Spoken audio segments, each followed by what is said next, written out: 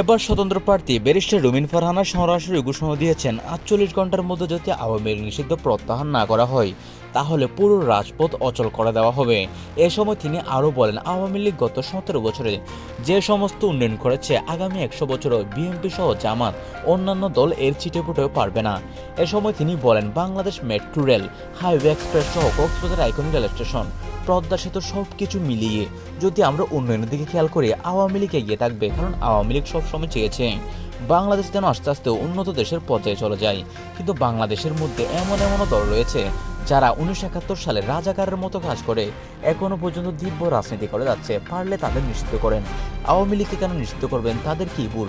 ২৪-এর কোটা আন্দোলনে কিছু ছোট ছোট ভুলের কারণে তারা ২.৫ বছর ধরে নিষিদ্ধ রয়েছে। এটি কি নির্মমতা নয়? ব্যারিস্টার রুমিন ফারহানার এরূপ বক্তব্যের পরপর সামাজিক যোগাযোগ মাধ্যমে ব্যাপক উত্তেজনা ছড়িয়ে পড়েছে।